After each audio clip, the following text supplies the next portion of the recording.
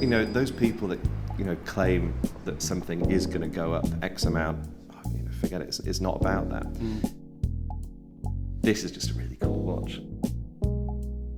One of my daughters was a baby at the time and I was bottle feeding her. It was 3 a.m. and my phone goes. I'm half asleep with this baby on me and this bottle and I see these pictures and, a figure. I said, done. All the days we were together, to all the time we were apart. So, let's start with the elephant in the room. We're sat in this really wonderful art gallery in central London. Yeah. Can you explain why?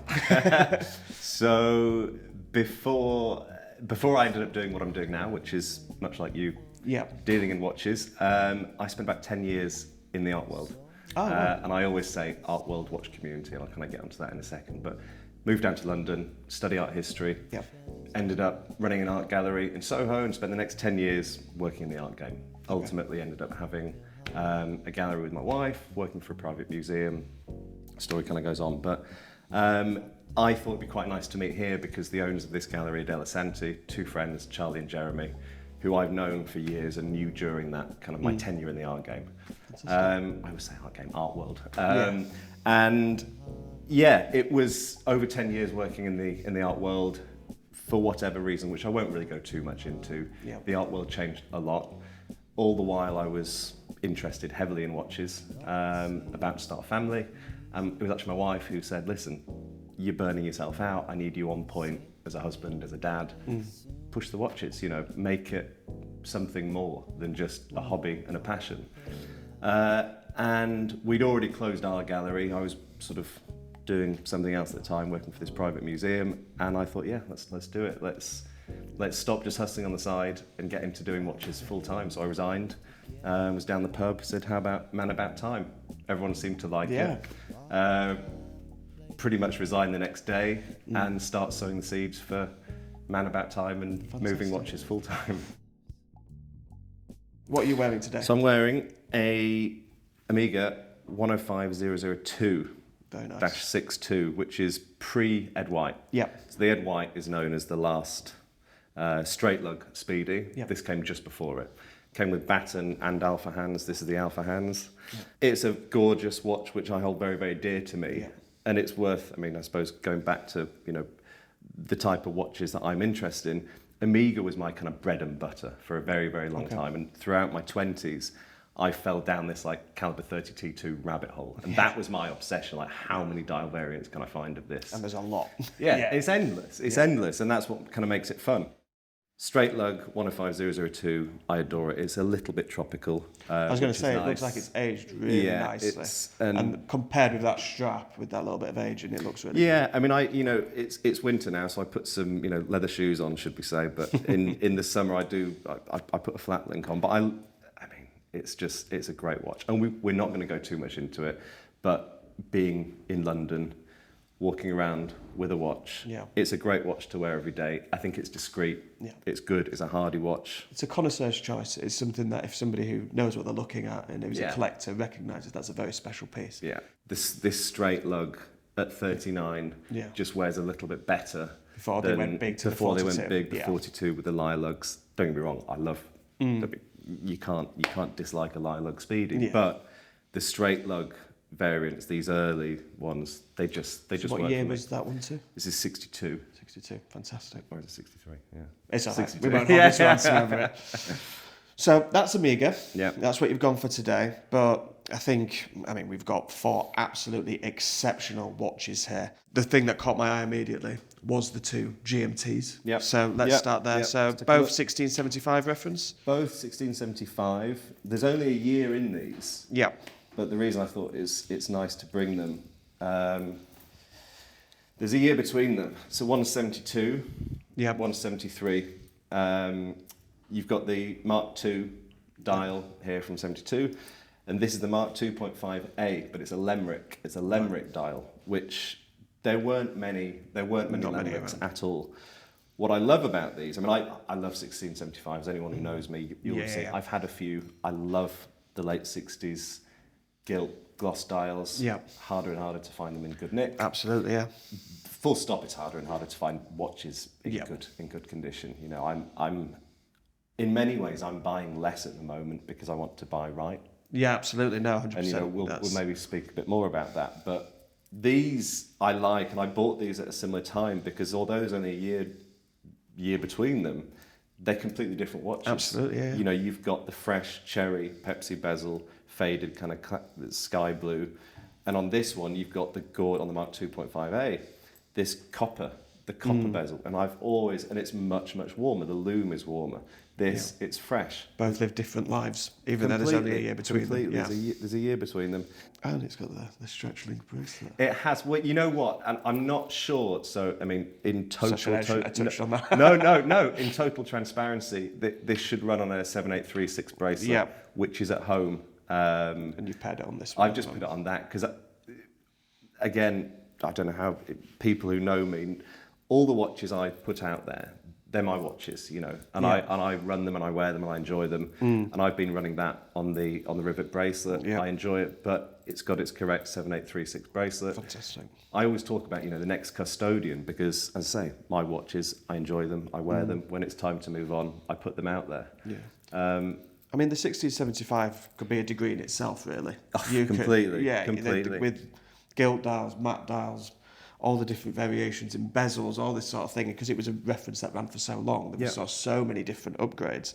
And I think that's when, I mean, I was talking to a client about this only the other day, and he was like, you know, how many variations is there? I was like, how long have you realistically got? Longy, shorty, nonsense. So well, exactly. all these... And then, you know, is the bezel correct? And, you know, the fonts and the you know, the size of the triangle. Is it a bloated triangle? It's endless. So talk to me about this one. What year is this? So this is 1953.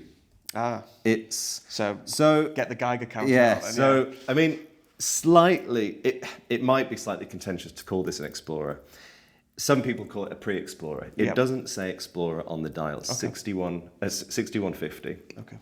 This was made in the sort of first half towards the second half of 1953. Okay. Hillary climbed Everest May 1953. Okay. Rolex supported that expedition. Yeah. They lent him a Rolex to go Everest. He returned it, blah, blah, blah. Yeah. After the summit, it came back. The later 6150s did feature Explorer on the dial. But at the moment, I'm really interested in this whole moment of pre-1016s. Yeah. People talk about pre-Explorers. Some people might call the 6150 a pre-Explorer because it doesn't say it on the dial. Yeah. It is an Explorer, I think.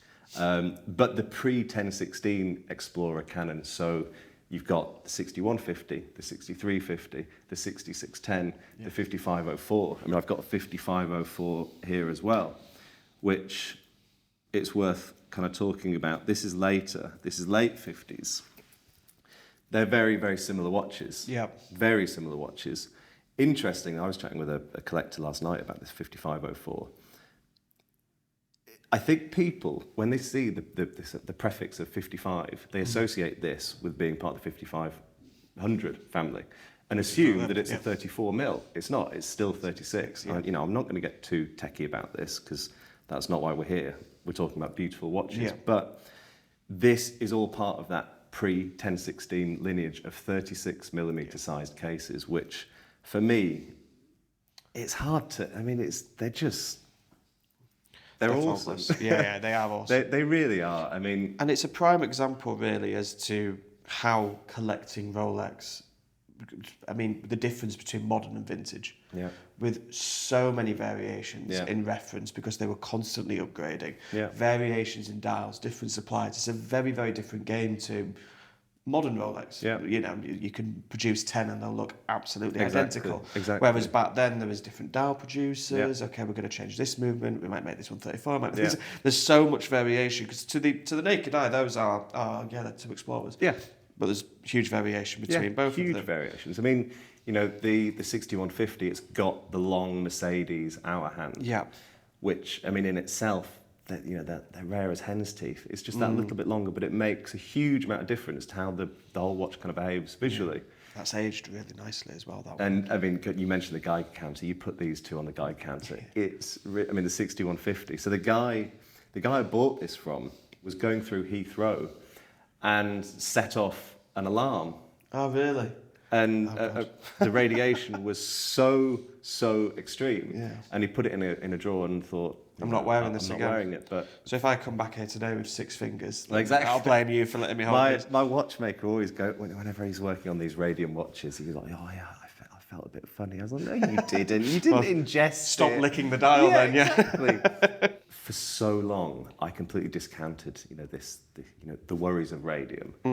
And I don't know, I mean, I know you're a dad as well, but I've got 2 little girls, and occasionally I get these pangs of, should I have these? And You're a better man than me. I've never really thought about it. But ultimately, like we said, it's only if you're ingesting. Yeah, I'm going to say. And again, I was going to say, stop making your daughters do your watchmaking, licking and breathing them down. It's funny, it's I'm trying to. They're 2 and 5, my girls, and obviously, the 2-year-old doesn't really know what day it is at the moment. But my 5-year-old, she's obviously fully aware of what I do, but she's starting to really take interest in the watches, and all the watches we're talking about. I've been wearing them at some point, and she's starting to kind of really notice the difference. And even with the GMTs, she'll notice, why is that bezel different to that? It looks the same, but it's not. She's starting to even notice these little nuances. Yeah, these little nuance, the variations in them. That's perfect. And that's what it is. Like you say, going back, it's variations on a theme. Yeah. I mean, it would be the watch universe is massive, right? I mean, you could go on and on and on. And I love watches. I mean, I'm not going to do the whole story of, when did it all start, but it did start for me poring over the Argos catalogue as a kid, just obsessing over, Casios. But now, I know what my focus is. I know that, I say to people, by and large, 40s through mid to late 70s, Rolex, Omega, some nice chronos. That's kind of me. And the chrono links to a watch that is very recognisable. So let's talk about the Big Red. The 6265. Yeah. Again, collectible references, collectible models. The Daytona is another one with a catalogue of different references. But I think this sort of style, the Big Red Daytona print, is probably one of the most recognisable. Yeah. And I think it is probably one of the most iconic.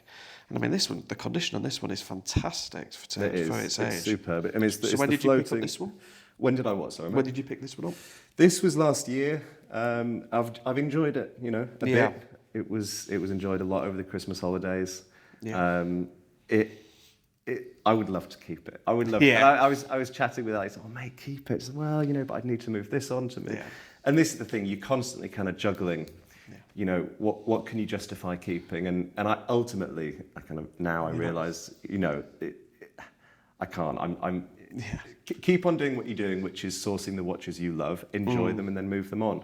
I think this is one of my favourite variations. I think the contrast with the red and the silver. Yeah, exactly. Is really nice. I mean, I do love. I love the 6263 with the acrylic bezel as well. But the 6263 and the 6265, these are the last of the manual wound Daytonas, which. 72A movement in this, is it? Or is it 727. 727. And it's for me, it's in many ways. I mean, this ran until kind of early 80s, didn't it? It was the last of that era of the manually wound Daytonas.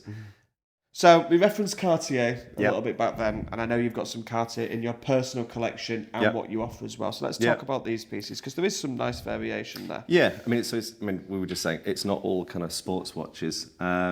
This is one of my watches. It's a modern watch. It's only a few years old, but it's the Tortue, which I love. I absolutely love it. I think it's a bit of an unsung hero. Mm-hmm.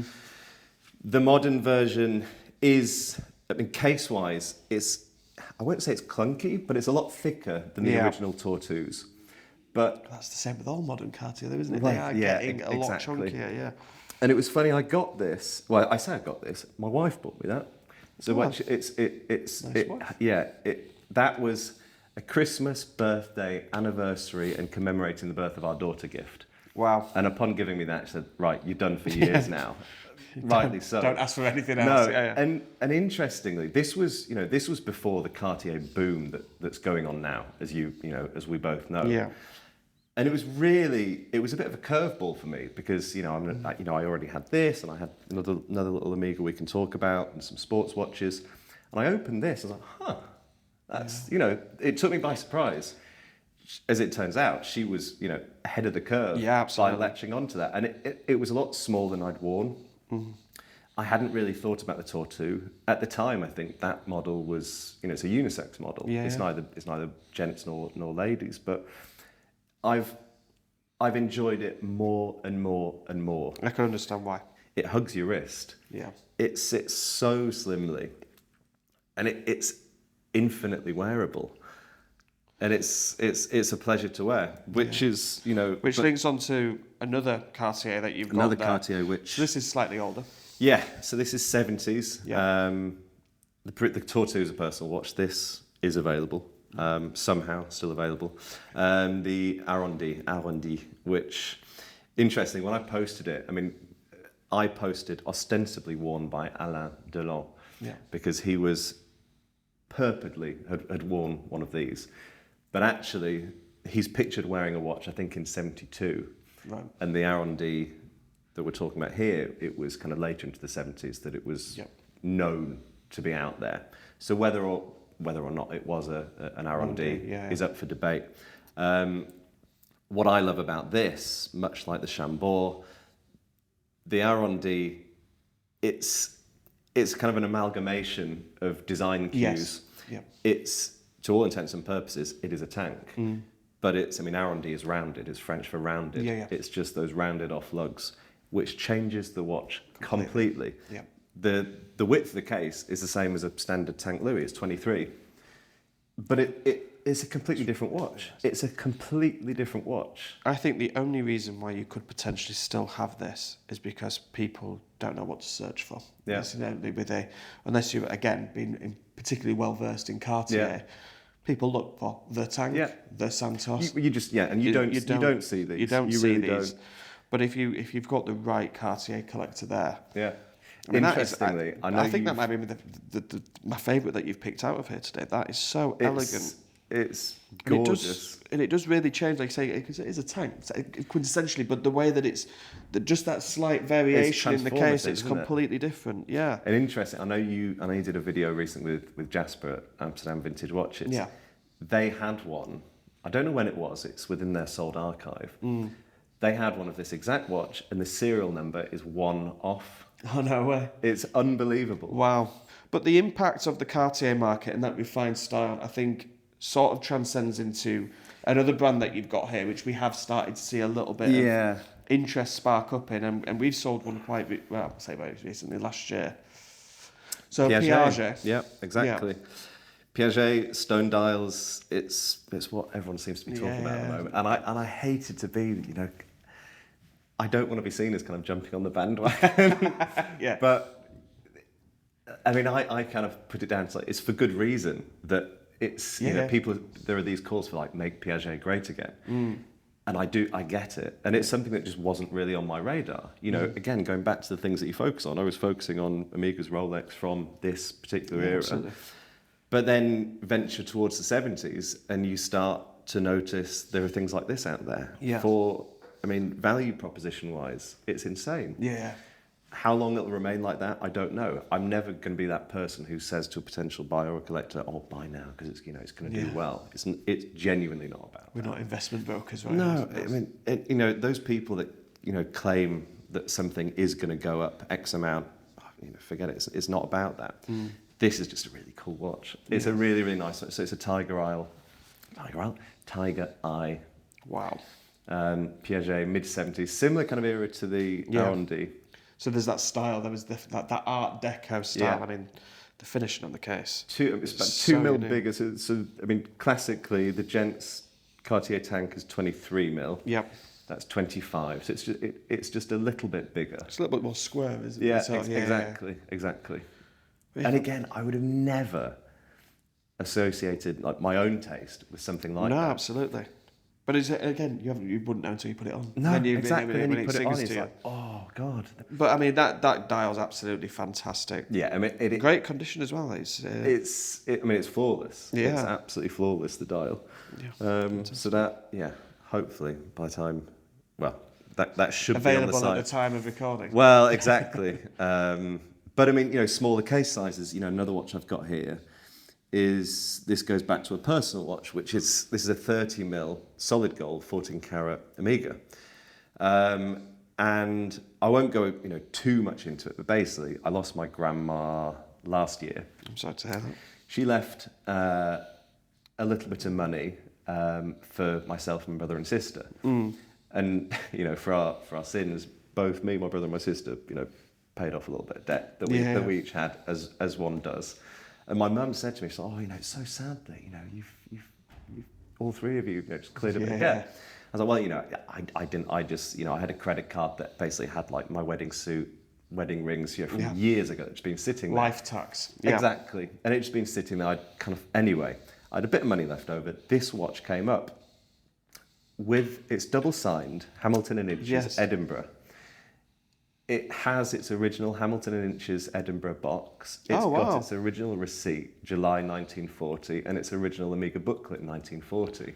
Jesus. July 1940, obviously second year of the war, was a pivotal year for Grandma and Granddad, my grandma who I lost. It was the year that they got engaged during the war while Granddad was off fighting. So this watch came up, and I just had to have it. Yeah. I mean, I loved the watch anyway, but it just seemed so fitting tonally. I mean, the colour of the gold, it's not tarnish. It's just an incredible weathered look to the gold. It's been enjoyed. The dial's gone this kind of gold yellow, which complements the case really well, actually. Perfect. Yeah. And it's weird, like even that colour. That's Grandma and Granddad. That's their house. Yeah. It's really. I can't kind of convey how much this is evocative of Grandma and Granddad. Yeah. So that's, it's not a super duper expensive watch, but it's incredibly special to me. So the last watch we're going to look at, I think, is actually the one that I associate the most with you. I think That's nice. That's nice. That's nice. Yeah, this is the watch that I think you were wearing this the first time that we met. Yeah. And I went, how much is that? And you just went, not for sale. Yeah. And I was like, okay, this is your watch. There's a lot of requests for this one. I'm not surprised. It's very much mine. Yeah. For now. No, yes, it's a Universal Genève tri-compacts, Evil Clapton. Evil Clapton, what a cool name. Yeah. Which I wear the hell out of it. Yeah. I really do, and it's nice that you said that I'm kind of known for that, because I really do wear the hell out of it. And it came about because a few years ago, I had the Clapton. So the classic Clapton is the white dial variant with the black sub-dials. The Evil Clapton is this with the black. I had a white one. It was a bit beaten up. The bezel was a bit, it wasn't great. It's seen better days, yeah. But it was a tidy watch. Dial was great. Sold it to a guy in New York fairly quickly. Ultimately, I think it was too cheap, but it wasn't about that. It was keeping things moving. It went out there. But what it made me realise was the second it had gone, I'd been wearing it. My wife's Italian. We'd been out in Italy for about a few weeks before. I'd been wearing this white Clapton every single day and loving it. Came back, sold it, regretted it. Good stuff immediately. And I reached out to a guy in the US, a very well-known authority on Universal, and said, listen, can you help me find, I need one. Can you help me find one? Yeah. And I don't know how long it was. I always say to people it was years, but it felt like years. Whether it was a year, I don't know. A long time passed, and he texted me saying, listen, mate, I think I've got a lead on a nice Edel Clapton. Wow. Just FYI, there's 6 or 7 people after you. You were at the top of the list, but there's 6 or 7 people who've since asked me, can I find them one as well? So just a heads up, when you get the images, you've got about 10 minutes before I'll then start sending it out to other people. So you joined the Universal Genève waiting list is what you did. You played the veto. To make a decision quickly. Yeah. So it was, and one of my daughters was a baby at the time, and I was bottle feeding her. It was about 3 in the morning. You know what it's like, that kind of discombobulated, other world of baby feeding. It was 3 a.m, and my phone goes, and I'm just like, there's this bottle. It's like ding, ding, ding, ding, Drop. ding, ding. Yeah. Has everything dropped? And I was like, oh, here we go. And I just looked, and I'm half asleep with this baby on me and this bottle, and I see these pictures and a figure, an amount of money. I was too far removed from kind of reality to figure out what the exchange was in dollars to sterling, but I saw the picture of the watch. I said, done. Because I'm not going to find a better one. Yeah, and I mean the condition is flawless. Yeah, it's phenomenal. The deal was done, and I had it a few days later, and kind of dealt with the consequences financially later, or dealt with the consequences over a series of months without it kind of hurting the business too much. Yeah, but I can't get rid of that. And I wouldn't expect you to. But I do actually have another one on the way. Oh, do you really? Yeah. So you're going to dual miss them, or do you think that one will become available? That one will be available. So there will hopefully very, very soon, in the next couple of weeks. If this watch, like I said, I associate this watch with you. Yeah. And if somebody associates that watch with you, it makes more than sense for you to offer that to market. I think you'll do very, very well with that. I mean, but I do think they're not insubstantial amount of money, these watches. No. But I do think, in the grand scheme of where other watches are at, I do think they're undervalued. No, you only have to look at certain other chronographs and the value that they demand. It's half the value of, and some, of certain other brands. Slightly off topic, how nervous are you in regards to the takeover, in regards to Breitling? Does that fill you with hope or dread or somewhere in the middle? Probably somewhere in the middle. Yeah. It's a really tricky one, isn't it? Because they've bought a very difficult brand to get right, in my opinion. An impossible brand to get right in many ways. And part of me wants it just to be left alone. And for this, and the other watches of that golden era, 40s, 50s, 60s UG, to be enjoyed as is. Yeah. What I don't want is for the takeover to result in just a glut of derivative watches. Yes. They have brought a brand that the core audience is vintage collectors and true vintage collectors, and to get that right, you really have to listen to them. Yeah. I've already said I hope they bring back, I hope they develop an in-house movement for the brand, something similar to this. I hope they really go into the watchmaking side of it. I don't want to just say a rebranded Breitling. No. And I hope... Oh, no, I mean, they would be put on the streets. Yeah. That would be a travesty. Well, Robin, this has been fantastic. You have shown us a fantastic selection. And I'm really glad to see such a variation of watches as well, from sports to dress to chronographs. It's absolutely fantastic. For the people watching at home, if they want to find out more about you, where do they need to go? ManaboutTime.com. Yeah. And your Instagram? Simply, Instagram, it's at Robin Mann, actually. Robin Mann. As I say, I'm a one-man band, and I haven't kind of gone down the Man About Time handle. It's Robin Mann or manaboutTime.com. Perfect. Thanks as always for watching, guys. And if you're looking for a new vintage watch, make sure that you check out whatsonwatches.co.uk. Thanks for watching, and we'll see you soon.